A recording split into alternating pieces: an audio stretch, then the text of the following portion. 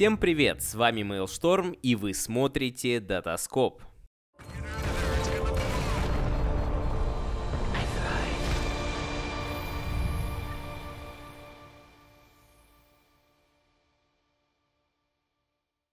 Перед началом ролика хотела говорить одну деталь. Пока мы готовили выпуск, Hellraisers несколько раз сменили название, так что ашеры, о которых мы будем говорить, сегодня уже выступают под тегом Nine Pandas. А на Dream League были Экс-ашер. Но на мажоре будут Nine Pandas. Вот такая деталь. Ну и конечно, это видео затронет все еще привычный, но уже ушедший в прошлое патч 7.32e. Хотя это вроде бы и так понятно. И вот знаете, о чем я подумал? Ведь Dota это не просто игра, это невидимая химия между тиммейтами. По какой-то причине у Spirit все больше ошибок стали делать те, кто раньше не ошибался. А что если должен быть тот, кто сделает ошибку? Торонто просто не боялся слить игру своим мувом. Тупо по заветам Пупея играл. Боятся ответственности, лучше вообще на просцену не идти. Я вообще не понял, чего его кикнули. Торонто колет, Ларри нет.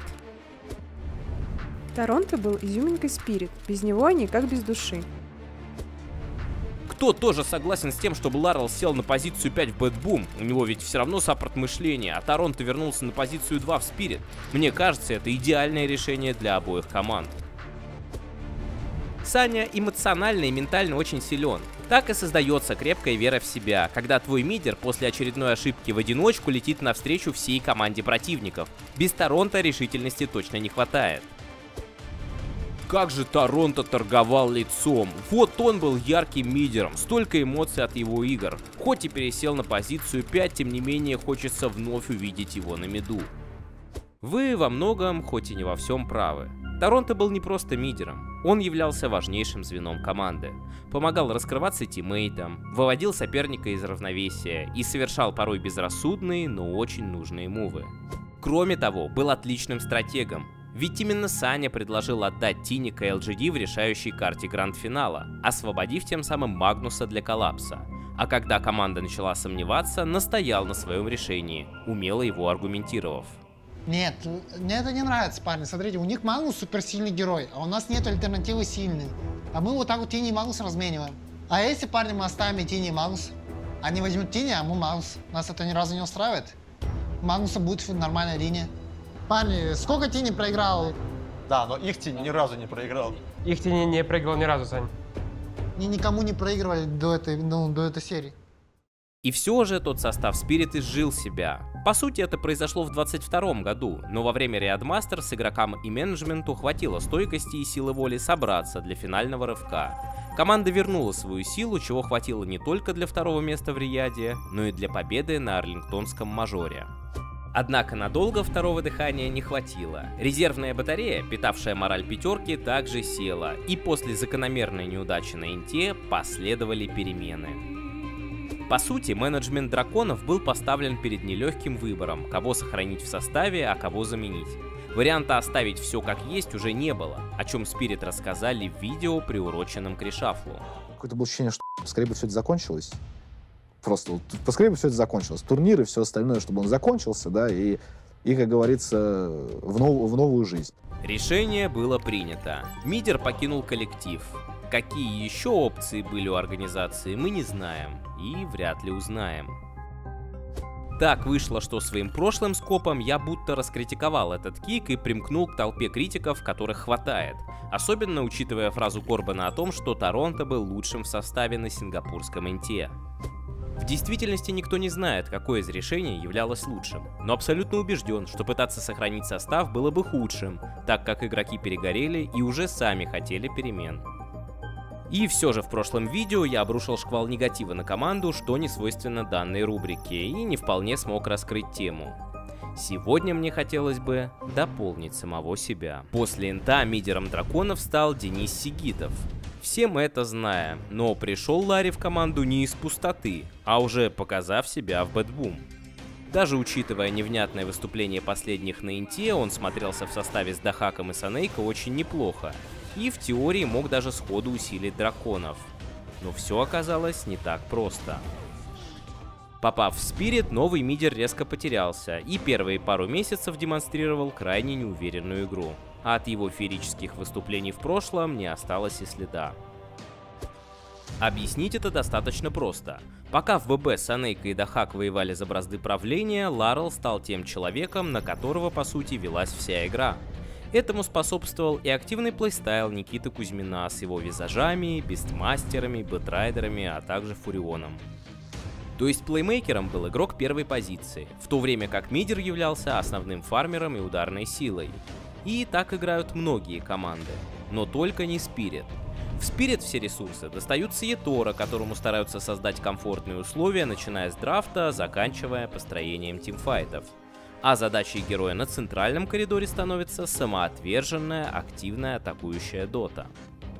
Такая игра также идеально сочетается с максимально агрессивным как по херопулу, так и по плейстайлу исполнением коллапса. Если очень грубо упростить, то Дота Драконов сводится к тому, чтобы сделать именно своего кэри максимально сильным по отношению к сопернику, после чего Етора наносит решающий удар. Илья действительно очень стабилен и надежен, что делает подобную концепцию рабочей в большинстве случаев.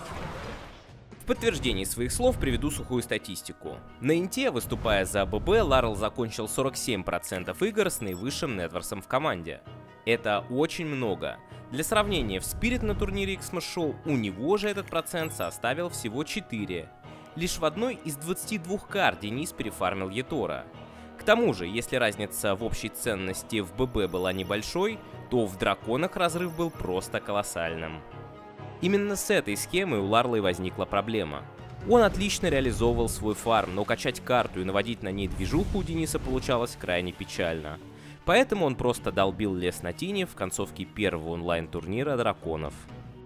Тем не менее, команда верила в игрока и всеми силами защищала его от нападок комьюнити. И игрок стал прогрессировать. Так, в решающей, хоть и проигранной финальной карте уже другого турнира, мидер Спирит вполне неплохо справлялся со своей задачей качки соперника. Но все же, такой стиль игры на центральном коридоре для раскрытия всего потенциала стратегии предполагает порой очень рискованные действия, когда прогеймер находится между красивым хайлайтом и чудовищной ошибкой. И именно этого Ларлу не хватало. Привести примеры того, что игрок не сделал, а должен был, непросто, но в этот раз они нашлись. Я знаю об этом, так как сам скрыл их от вас в прошлом выпуске. Чтобы не ломать художественный посыл, мне пришлось умолчать о том, что решающая карта мажора по сути была слита не из-за байбека Етора, а вот в этом эпизоде. Тут мидер Спирит ошибся и тоснул Магнуса, что на деле не сильно порешало, потому как Таск спрятал фуру в сноубол, после чего Профит все же погиб, а затем вернулся с бая. Проигран файт был из-за того, что драконы подставили своего ТБ под Хрона, и Войду хватило урона сделать фраг. Он поднял денег и экспы, усилился относительно террора. Это значило, что и в следующий раз урона хватит. А стало быть, драка будет проиграна, если Атора получит сферу. В общем, сложной стала карта для Спирит после этого файта. Что касается момента на 42-й минуте, то и здесь Илья оказался в ульте Войда, потому что вынужден был вписываться за Тини, который подставился с кулдауном БКБ, прожатым по ошибке в эпизоде с убийством Сайленсера за минуту до файта. И дело даже не в том, что Ларл подставился, а в том, что обе атаки, особенно вторая, должны были начинаться не с Магнуса, а с Тини. Потому как, в отличие от 10-го энта, сейчас Хорн Тос не станет. А это значит, что герой может прожать БКБ, чего он не сделает, попав под второй спелл Тини. Все эти рассуждения и выводы лежали на поверхности, но я не знал, как рассказать о них, пока не посмотрел вторую карту между Ашер и Нави. Взгляните на драфт Солоча. Ничего не напоминает? Кэрри, задача которого нафармить и нанести урон, да и вообще это тот же ТБ. Плеймейкер-инициатор на второй позиции. Тройка с АОЕ контролем под файт и 2 саппорта с возможностью продлить стан и кучей маг урона. Герои, конечно, не совсем те, а иногда даже совсем не те, но задачи в игре у них очень схожие. Пару слов о произошедшем на карте. Рамзес и Миера отлично стартовали. А вот Мидера поддушили как его оппонент по лайну, так и другие герои Нави. После чего Депресс начал фидить, закончив с 9 смертями. Только вот его команда при этом победила. Нет, не из-за фида Шторма, конечно, а вот из-за этого момента. Когда, сагрившись на Спирита, Нави потеряли позиционку. Пангальер подкатился под Блэкхолл, который Рубик не смог своровать из-за того, что был слишком далеко. А следом уже 3 героя Нави оказались в ульте Миеро. Получается, именно Киотака спровоцировал погоню и засетапил отличную для своей команды драку. Да, именно так. Это видно даже в моменте каста второй черной дыры. Посмотрите, вот одинокий Даниал пытается скрыться с поля боя. Но Шторм цепляет его, тем самым провоцируя Урсу и Кентавра встать под раскаст. Конечно, Глеб не мог заставить игроков Нави сделать это. Но ответьте мне на один простой вопрос. Стали бы Кентавр и Урса прыгать к Рубику, не залети в него Шторм? И ведь Нави все видели. И Дизраптора, захватывающего аванпост, и Текиса, и присутствие рядом Энигма с Террорблейдом. И все равно побежали за Штормом. А все потому, что он их просто достал. Все 50 минут карты после того, как кончился лейнинг, Депресс необдуманно врывался, слишком агрессивно фармил или просто делал какую-то лютую дичь. А вот, кстати, момент одной из самых глупых смертей с фидом Гема. Ничего не напоминает? Какой из этого можно сделать вывод? Что фидить и необдуманно рисковать хорошо? Безусловно, нет. Для такой игры были свои весьма рациональные причины. Дело в том, что Мидеру Ашер просто больше ничего не оставалось делать. В его команде были бесконечно фармящие и съедающие почти все пространство Террорблейд, Энигма с Мидасом, которые требовались Блинк, БКБ и линка против Рубика, а также жадный Минер, с удовольствием забирающий то, что осталось. Не было больше в игре безопасного фарма, и ситуация вынуждала качаться там, где могли убить. Некому было создавать пространство, а поэтому приходилось постоянно куда-то бегать, стягивая противника на себя, пока команда долбит леса. Некому было даже начать драку, так как тройка ждала момента, да и саппорты для этого не совсем подходили. Отсутствовал другой вариант играть в доту на такой маленькой и тесной карте. Безусловно, маховик фида и аркады Киотака раскрутил уж слишком сильно, и некоторым смертям нет оправдания. Но в целом он избрал абсолютно верный плейстайл. И все бы ничего, отыграй Глеб получше начала, но, как я сказал, старт не задался, причем не только по вине игрока, а еще и потому, что его намеренно душили в миде. Это все привело к ситуации с топ-6 Нетворсом и невозможностью камбэкнуть на фарме. Но даже так он делал то, что должен был делать. И когда команда проигрывала в салат с 12 тысячами Нетворса против 16 Пангальера и 23 Урсы, Глеб все равно смог начать хороший файт. В этом эпизоде лишь чутка не хватило подсейвить Террорблейда, зато были убиты все 5 персонажей Нави.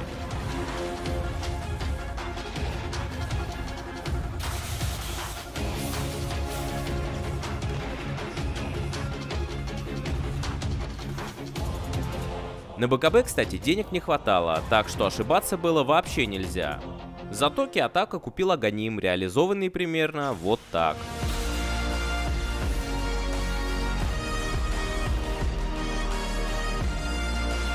А затем вообще приобрел супер крутой против Урсы Хекс. Получается, что Глеб в соло без фарма потащил свою команду, которая вообще ничего не делала. Ну, вообще-то нет. В том-то и суть, что каждый игрок справился по итогам со своей ролью. Энигма дошла до необходимой кондиции несбиваемого Блэкхолла. Рамзес нафармил вещей и раздал урон. Минер вносил также много импакта. Да и Солоч делал все как надо. Вот, к примеру, эпизод, когда Шторму нельзя было идти первым под вижен соперника, и капитан пожертвовал собой, поставив вард, который помог Мидеру обезвредить Рубика, после чего Энигма с легкостью законтролила Урсу ультом. А следующий момент вообще очень редкий и красивый. В очередной раз подловив Шторма, Нави выходили на пуш бота. Миера решился дать Блэкхолл, но буквально в один фрейм с кастом его сбил башем Пангальер, и оффлейнер Ашер погиб. Нет оффлейнера, нет контроля, и стало быть, базу не защитить. При этом Матвей прямо перед началом файта купил рефрешер, и ему не хватало 200 золота на байбек. Киотака и Антарас совершили марш-бросок за баунти рунами, которых хватило на выкуп. Мегера вернулся в игру на 55 секунд раньше таймера, дал блэкхолл, и Ашер отбились. Следующим файтом была уже разобранная нами последняя победная драка. То есть, по сути, этот поход за рунами выиграл карту и не позволил Нави закончить матч 2-0. Справедливости ради отмечу, что урона и дизейблов Radiant могло хватить и без Энигмы. Но сам ход мысли игроков дает понять, насколько хорошо они видят игру и все ее возможности, а также как сильно рассчитывают на тиммейтов и верят друг в друга. Если же вернуться к самоотверженной игре мидера, то именно на такую способность жертвовать собой, полностью доверяя тиммейту, я намекал в прошлом выпуске. О ней же было сказано в начале этого. Да вы только вдумайтесь, Киотаку все считают сильнейшим игроком состава. Он это прекрасно понимает сам. По логике, на него должны играть, ему отдавать ресурсы, а он кобальда без соли доедает. За баунти на байбек Энигмы бегает, фармит там, где его постоянно убивают. Тем не менее, Глеб выжил максимум из ситуации и сделал все, чтобы Рамзес и Мьера реализовали потенциал своих героев. И пока многие амбициозные мидеры все еще недостаточно хороши, чтобы тащить, когда играют на них, Глеб тащит даже тогда, когда играют не на него. Ему не чужда вера в тиммейтов, без которой не может быть настоящей команды. Но раскрытие подобного стиля и задач игры на миде не единственная тема данного выпуска. Так уж вышло, что во время написания этого сценария была сыграна встреча между Spirit и Ашер, решавшая судьбу первого места во втором DPC сезоне. Топ-1 — это прежде всего бонусные 160 очков рейтинга, которые могут стать решающими в борьбе за попадание на инт. Матча я очень ждал, не только потому, что он расставил бы все точки над «и» в этом ролике, но и потому, как Ашер — яркий представитель атакующего стиля, в то время как Spirit больше играют в надежную доту от обороны. А смотреть такое противостояние всегда интересно. Это, конечно, очень субъективное и расплывчатое суждение, но считайте его авторским мнением. С другой стороны, в доказательство я могу привести множество аргументов. Например, тот факт, что Ашер из раза в раз к 10-й минуте начинают попытки сломать вышку в миде, и все драки навязывают исключительно на территории соперника. Ну ладно, об этом не будем, тема у нас другая. Хотя агрессивный драфт первой карты явно намекал на очередной атакующий сетап от команды Солоча. В ней Рамзесу снова достался фармила, а Киотака взял роль плеймейкера. Только вот ничего не вышло. Dragon Knight намертво перекрыл Тини, сбив все тайминги атаки для Дайер. А Мипошка разрывал как линию, так и тимфайты на Элдер Титане.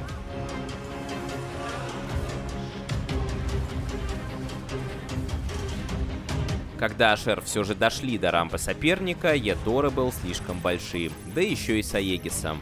А так как времени ждать его выпадения не было, Солоч дал команду идти в нападение.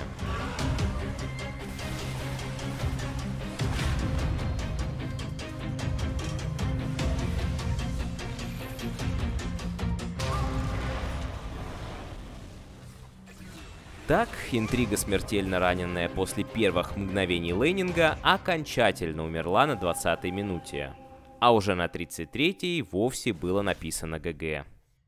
Ну, Ашер в этот вечер были куда более сильной командой, и они смогли действительно удивить. Во всяком случае меня, задрафтив вот такую комбинацию героев, являющуюся настоящим произведением искусства. Посмотрите, как круто все в ней работает. БХ треком светят цели для Профита, Дизраптора и Тинкера. Солоч не дает глимпсом отступить, в то время как двойка и тройка могут помочь скиллом в любой части карты. К тому же Антарас весь лейнинг бегал за инчой и не давал ей сделать ни единого выхода в мид, полностью защитив Депресда. А что же Рамзес? Его задача была всего одна — закрыть Морфа, с чем он справился на отлично. Стойте, погодите, а где та самоотверженная игра мидера, который жертвует собой? А ее нет, потому что Ашер могут запросто перестраивать свой плейстайл под двойку, делая ее основным ударным звеном. А знаете, кто еще так делал? Бэтбум с Дахаком и Ларлом. А вот Спирит так не играют и, по-моему, не играли никогда. Взгляните на пул героев Ятора в этом сезоне. Почти все хардкэри. Да и суть даже не в этом, а в том, что играли все 18 раз на него. Казалось бы, ну не играют они так и что? А вот что. Это, конечно, лишь мое предположение, но считаю, что во многом предматчевая подготовка Спирит свелась к тому, чтобы закрыть Киотаку и привязать его к своей линии. Не дать роумить. ДК для этого отлично подходил, особенно против Тиника, так как мог быстро уронить вышку в миде. План сработал на 100%, может быть даже лучше, чем должен был. Мидер Ашер потерялся и выдал крайне неудачную игру. Спирит попытались повторить задумку на второй карте, только вот против Тинкера подобное не вышло. Он куда лучше сдерживал агрессию дракона, который в этот раз даже не мог рассчитывать на помощь суппортов. Из-за смены приоритетов Ашер уже не ждали, когда Киотака сделает для них момент. Они сами делали моменты для него, наказывая как сайды, так и все того же ДК за чрезмерную агрессию и жажду доломать тавер. Глеб уже не был плеймейкером, он по сути ничего не создавал, он лишь реализовывал то, что создавали другие, при этом находясь в полностью защищенной и надежной позиции. Такая смена плейстайла удивила оппонента, и команда Солоча смогла забрать карту. К тому же ответила сопернику его же оружием, выделив одного героя на полное перекрытие главной ударной силы Спирит — Ятора.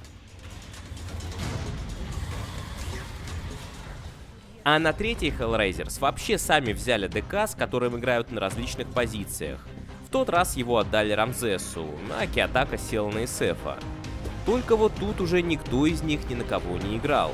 После ужасного старта оба просто взяли по блинку и носились по карте в поисках фрагов, пока Тэчес фармил.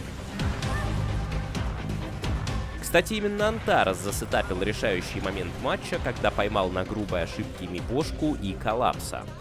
Оказывается, и так можно играть, потому что это Дота, и тут вообще много чего можно, лишь бы работало. Если выделять лучшего в решающей карте, то я скажу про Миера. Именно он внес огромный импакт за счет разведки своими волками. А вот Коллапс явно сыграл плохо, смотрелся блекло, дал эхо в пол и, как я уже отмечал, подставился во время неосторожного подъема на рампу, не подождав, пока туда войдет зомби. Последний файт серии. У Дровки было почти 20 тысяч нетворса, а это куча урона. Только вот Ятора, опять не дождавшись никакой активности от тиммейтов, начал атаку под фиссуру сам. Подставился и погиб, пока ДП и Шейкер просто смотрели на это. Конечно, у Исефа был Аегис, и влетать в него казалось полнейшим безумием. Но не таким безумием, как подставить под атаку основного дэмэдж-дилера без бая. И вот теперь сами мне ответьте, скажем, в комментах, было ли вообще хоть сколько-то странным и рискованным то, что делал Киотака на Шторме, учитывая, что этим он полностью или хотя бы сильно снимал фокус с Террорблейда, в котором лежали все вещи? Да, Ятора опять ошибся и не нажал БКБ. Как и на мажоре. Но вам не кажется, что проблема не в конкретном эпизоде или предмете, а в том, что драконы раз за разом доводят ситуацию до критической точки, в которой их кэрри не справляется? Что же в итоге получается? Спирит проиграли, потому что им нужен Киотака на мид, потому как Ларл жертвовать собой не умеет? Совсем не так. Денис очень сильно прогрессирует в этом направлении, и чуть позже я вам это покажу. Более того, даже при таком построении командной игры нашлась встреча, где именно мидер закэрировал команду. Я про третью карту против ББ в рамках DPC, в которой его пак с рапирой помог отбиться в решающий момент, да и вообще отметился топовым уроном по героям соперника. В этом и вопрос, почему команда, имеющая опцию играть как на кэрри, так и на мидера, никогда не пользуется второй, и почему она вообще никакие другие варианты не рассматривает. Ведь Ятора не может играть безошибочно всегда. Да все последние важные проигранные карты, по факту, заканчивались ошибкой Ильи. А что, если его закроют на драфте, как сделали Ашер во второй карте? Пишем ГГ, выходим? Понимаете, какой парадокс? Ашер использовали на DPC 33 героя, И это самый узкий пул среди всех команд Восточной Европы, в то время как Spirit 41, и это почти самый широкий. Но при этом в очном противостоянии первые показали нам игру на Рамзеса, игру на Киотаху и игру вообще без акцента на персонажа. Вторые же провели 18 карт по одному и тому же шаблону, имея в арсенале человека, способного тащить с мида. Почему я противопоставляю именно эти две команды? Почему не сравнить Ашер с теми же ВП? А знаете, можно и сравнить. Ведь ВП буквально на следующий день пытались показать ту же самую стратегию с Тинкером. Только вот вышла карикатура. Bounty Hunter Hellraisers еще до лейнинга сумел своровать руну, а также раздамажить Инчу и Морфа, чем сильно напряг Спирит на топе. Бегал за мипошкой, по КД воруя у него золото, и подрезал курьеров. Это помимо протекции Киотаки. У ВП же, несмотря на одну хорошую перетяжку и килл, БХ выпал. Как выпал и Фурион, взятый не на третью, а на первую позицию, из-за того, что вместо боевого раннего Аганима ушел в Мидас. Да и общая реализация моментов была слабой. Вот вам пример. Антара стянул 3 героев драконов на себя. Подошли Дизраптор и Дум. Когда ситуация фактически была ужасной для Дайр, прилетел Тинкер и забрал килл. При этом Морфа видели на топе, а Бестмастер стоял на крипах снизу. Не было угрозы мидеру, который по сути являлся основным ударным звеном команды. Что же у ВП? Без разведки они вытянулись в струнку, потому что ФНГ увидел Зевса на реке. Не имея никакого понимания, где находится соперник, в том числе ДК с блинком, Сквадик спрыгнул вперед. И тут же был накрыт героями Нави. Самое главное, концепция пика была нарушена. Стратегия Ашер во многом держалась на том, что в любой стадии игры Дум может закрыть Морфа. Рамзес буквально с самого старта игры гнобил Етора, не давая нормально качаться. Не помогали ни БКБ, ни Линка. Илья от безысходности даже купил Мидас, только не надо писать, что это для выбивания нейтралок. Они и так были выбиты. Я не пытаюсь тут раскритиковать Кэрри Спирит. Я вообще не могу дать ему никакого совета в такой игре. Его не существует. Морф закрыт на драфте. Намертво. С момента получения Рамзесом ульты до конца карты. У ВП же против Сларка не имелось ничего. Ни единого героя. Как итог, Шигетсу сыграл 15-0-11. Ему даже Линка особо не пригодилась. И все это следствие фундаментальной ошибки на драфте. Обе команды выбрали Тинкера последним из 5 героев. Только вот Ашер начали с пика Дизраптора и Фуриона, оставляя возможность флекса профита между первой и третьей позицией.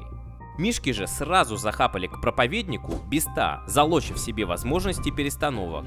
Поэтому после появления Сларка не смогли найти хорошего решения для его контры. Дум был в пуле, но место оставалось только под Тинкера. До кучи добавлю. У Ашер он был 24-м, закрывающим пиком, а у ВП персонаж появился на 23-й. Хотя в данном случае это не сильно зарешало. Куда более важным оказался факт наличия закрывающего во второй стадии, позволившей ответить на Морфа Думом и не давшей законтрить Сларка. Иными словами, ВП вообще не стоило эту стратегию брать, имея ферст пик. То, что драфт-ордер критически важен для построения такого драфта, доказывает и Дримлига, на которой Ашер хоть и провалились, но их Тинкер остался непобежден и брался только при ласт-пике. Если вернуться к играм ВП и Ашер, то их действительно интересно сопоставить, так как стратегии схожи. Но в остальном первая тройка DPC и EEU сильно отличается по уровню от остальных команд региона. Не то чтобы у других не было своих идей, но их реализация зачастую размытая, изобилующая ошибками. Разглядеть и рассказать о замысле на таких картах не представляется возможным. Да и о чем в подобных роликах говорить. Только представьте себе разбор игры ВП без сравнения со стратегией Ашер. Выглядеть он будет удручающе. В том-то и прекрасно противопоставление Spirit и нынешних Nine Pandas. Мипошка построил свою игру от обороны, делая ставку на кэрри и только на кэрри. И при кажущейся гибкости, с хорошим пулом персонажей у команды, на деле драконы получаются не такие уж и вариативные. В то время как кажущийся поначалу примитивным атакующий стиль Солоча с куда меньшим числом героев в общем пуле при более детальном рассмотрении раскрывается как очень даже разнообразный и интересный. А что же ББ, которых я будто обошел стороной в этом разборе? Как ни странно, но занимая третье место, они как раз и являются воплощением различия первых двух команд с остальными. Потому как у этой пятерки общая задумка в игре словно вообще отсутствует. Мне просто не хватило смелости об этом сказать. Я и не сказал. Зато не стал молчать, например, НС, отметивший фундаментальное непонимание командной доты от ББ. А настоящим шедевром, раскрывшим все их недочеты, стало видео Мегамастурбатора, сделанное еще во время первого DPC сезона. И поначалу второго казалось, что команда это заметила. Первая карта со Spirit была сыграна в очень интересном, агрессивном стиле, через 5 пушащих персонажей.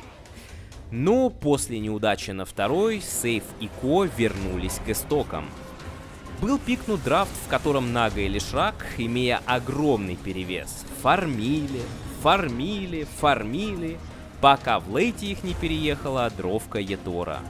И если против оборонительного стиля Spirit подобная игра еще имела шансы, а поражение было долгим и в борьбе, то атакующая дота Ашер разнесла ББ менее чем за час по сумме 2 карт.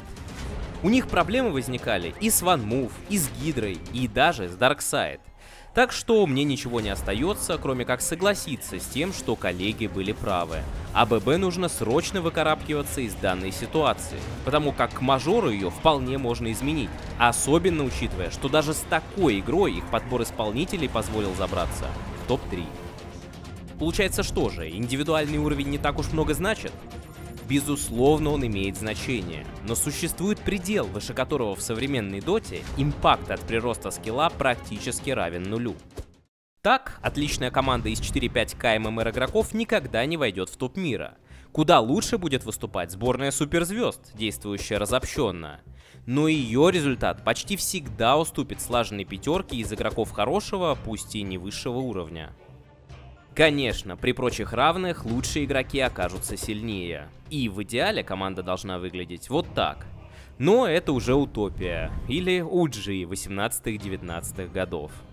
Да эта схема полностью отражает то, что происходит у нас в регионе. Есть ББ с сильным составом, но без идеи, которые лучше всех точно таких же команд просто из-за уровня исполнителей. Выше располагаются Spirit. У них близкие с ББ по уровню игроки, но есть определенный стиль, под который все строится. Лучше всех выглядит Ашер, вроде бы как чуть уступающий в личном скилле, но имеющий не одну конкретную схему для игры, а разные, под каждого игрока или ситуацию. Надеюсь, вы еще не устали от такого количества информации, а может быть даже хотите больше? Тогда подписывайтесь на телегу, в которую я регулярно пощу все самое интересное из мира доты и не только. И этого мало, тогда милости прошу на Бусти, там вы найдете еще больше оригинального эксклюзивного контента и ранний доступ к роликам.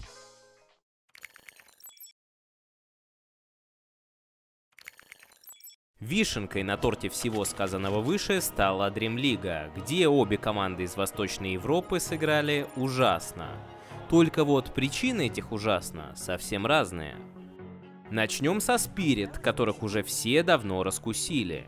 Так на первой карте против драконов Liquid, не стесняясь, фпшнули Дума, как бы намекая, что рассчитывать на одного сильного кэрри будет трудно. Но ТС не стали изменять себе.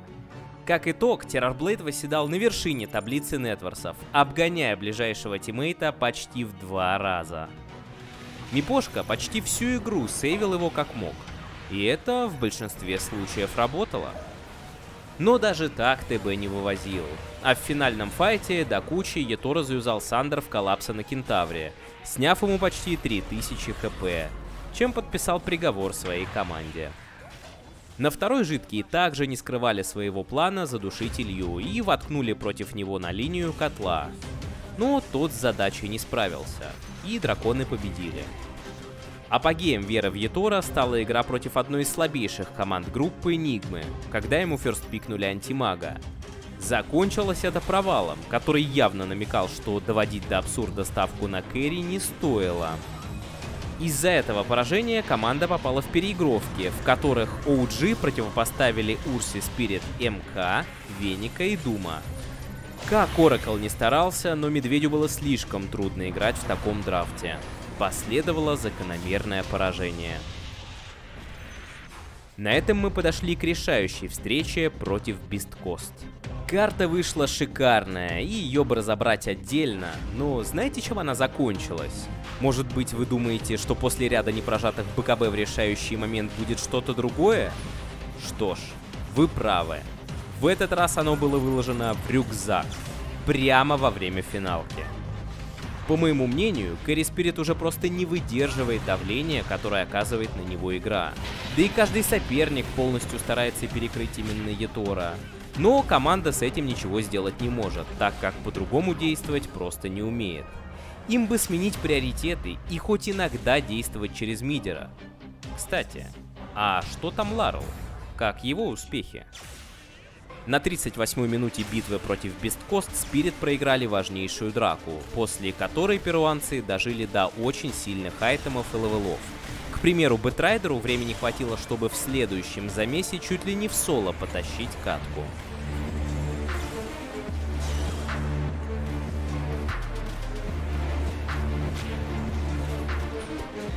Пока южноамериканцы забирали Рошана, Саппорт и Спирит заняли позицию.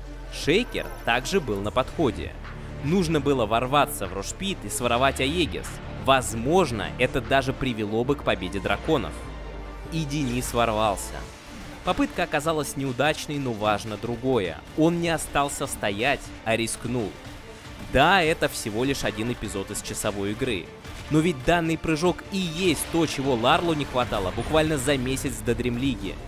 Как жаль, что несмотря на весь прогресс игрока, команда так и не попыталась хотя бы раз сыграть под него. Теперь про Nine Pandas. Да, они выступили ужасно, но их движение я вижу в совсем ином направлении. Как вы помните, команде не хватало героев, поэтому Солоч решил расширить пул. К тому же добавил еще парочку стратегий. Только вот, как итог, игроки, привыкшие к максимально выверенному плану и четким действиям по игре, просто потерялись. Hellraiser сами словно размыли свой игровой стиль, который попросту исчез. Команда пыталась играть вообще всем, и в итоге не получалось вообще ничем. Какой же можно сделать вывод из всей полученной информации? Игрок должен подстраиваться под команду, с этим понятно. Только вот и она должна учитывать сильные и слабые стороны своих исполнителей. В противном случае нас ждет судьба Спирит, которые словно забыли про возможности Ларла и не видят систематические ошибки в концовке Етора. У коллектива должна быть не только сильная пятерка, но и общая идея. Иначе он столкнется с проблемами наиболее выраженными в ББ, у которых состав суперзвезд, но стержня нет.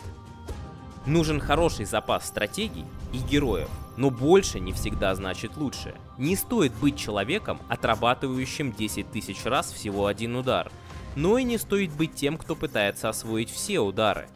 Для тех, кто не понял, одна стратегия мало, но 100 много, они будут сырыми и ненатренированными. Нужен баланс. Поэтому от Spirit хотелось бы увидеть немного более широкий взгляд. Nine Pandas посоветовать не распыляться на все сразу, а ББ прийти хотя бы к одной из концепций игры, отличной от 5 соло-игроков.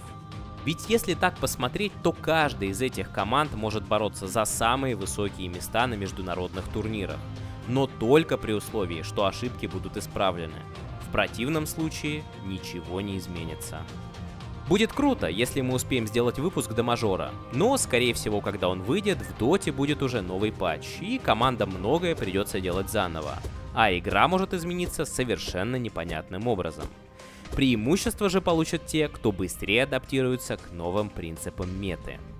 Но мне сложно представить, что должно произойти, чтобы изменились вещи, рассмотренные нами сегодня. А стало быть, сильные команды останутся сильными, слабые — слабыми. Что касается мажора и нового обновления, то их мы также обязательно разберем. Но это будет уже совсем другая история. Ну а вы не скупитесь на лайки и комменты. Всем пока!